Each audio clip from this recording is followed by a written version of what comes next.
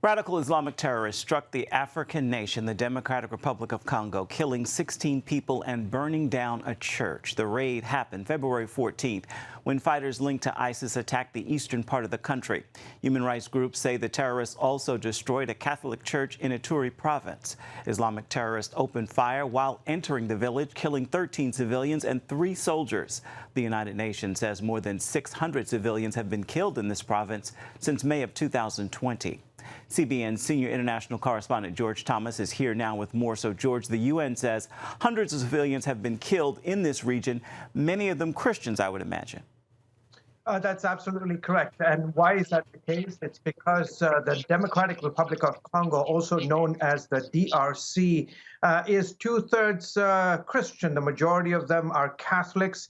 And in this particular part of the DRC, it's the northeastern part of the Congo. You look at that map that you threw up there. It borders Rwanda, Uganda, Burundi, and this particular region of the DRC has seen a lot of conflict, partly because of the ethnic rivalries that exist in this corner of the country, but also it is mineral rich. The DRC is mineral rich on some of the most precious commodities, minerals rather, that the world requires, from everything from what makes your cell phone to car technology to satellite technology. The DRC is just filled with wealth under the ground. And so these places become conflict zones, and areas become conflict zones as various groups jockey for position and power.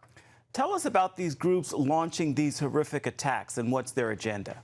Yeah, they are members of the Allied Democratic Forces, and they basically came into existence back in 1996 when I talked about these various ethnic groups that were fighting in the region, various militias banded together, and they've started launching attacks in this particular region. They have a very clear mission, and that is to attack, kidnap, and kill Christians. They are part of an Islamist ideology, an Islamic agenda. In fact, ISIS, there's no sort of official link with ISIS, but ISIS has claimed responsibility for their various attacks in the Ituri province. In fact, the UN Secretary General Antonio Guterres said recently about the ADF, this particular group, that they are part of a network that starts all the way in Libya and stretches to the Sahel and to the Lake Chad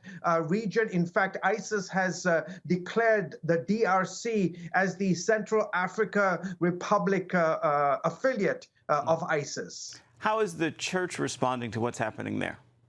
Well, as we have seen all around the world, where when people of faith, particularly Christians, suffer for their faith, they rise up, and it is no different in the DRC, especially in the Ituri region. A bishop there, a prominent bishop, sent the word to his community saying, "Listen, there are so many people who are hurting, members, loved ones who have lost family members, and this is, after all, the Lent season, which runs all the way till April."